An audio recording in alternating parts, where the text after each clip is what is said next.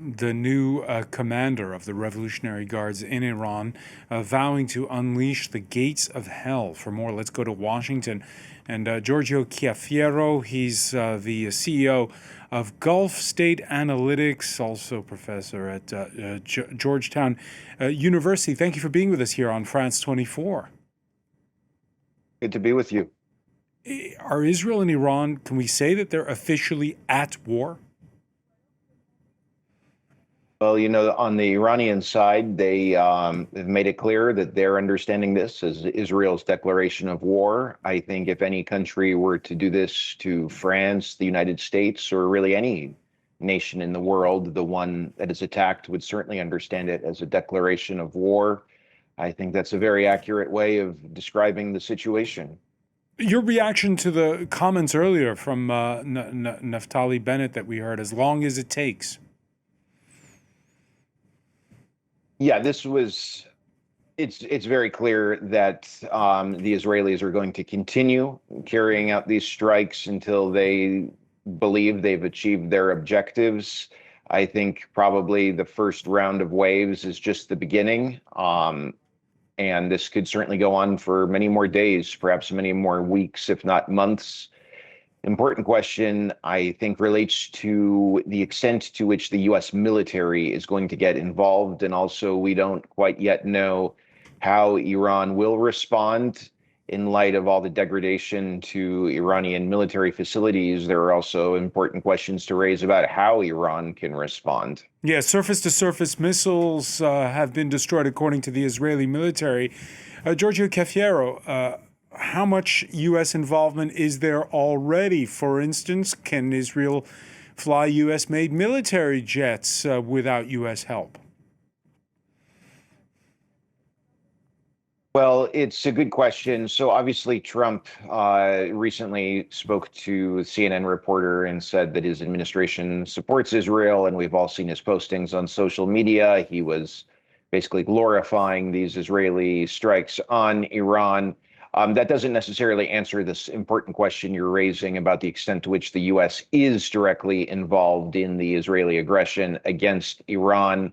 I think for Israel to sustain this campaign against Iran, there will need to be some form of U.S. involvement. Now, the Trump administration wants to back Israel, but I also think the White House wants to avoid a scenario whereby U.S. personnel in the region are targeted.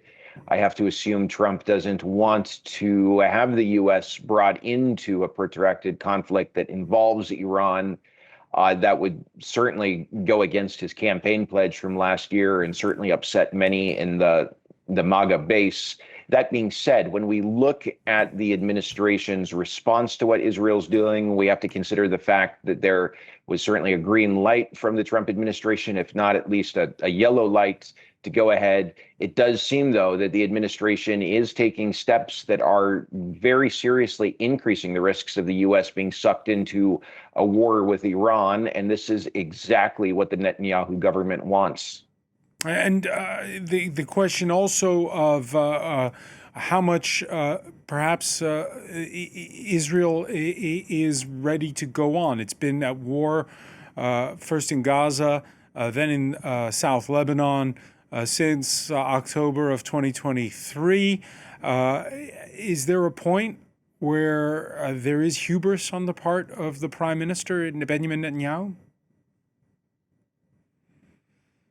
Well, there's no denying the fact that I'm sure all your viewers are aware of that Netanyahu has his own interests in Israel. He has his own political interests. He also has quite a bit at stake in terms of his legal situation in Israel. And countless analysts have made the point that in Gaza and elsewhere in the Middle East, now in Iran, it seems that it serves Netanyahu's own personal interests to keep the country in the conflict. But we should also note, though, that in Israel, there is a high level of support for the country's military actions against Iran. It's been the case that for many years, the Israeli public has been very supportive of the idea of taking such action against Iran.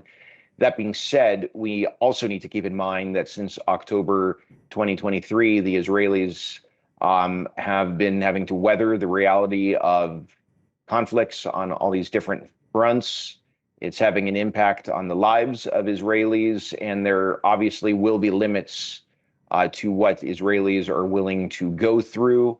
I don't know when those limits will be reached, but those limits will come at some point. Giorgio Cafiero, so many thanks for speaking with us from Washington.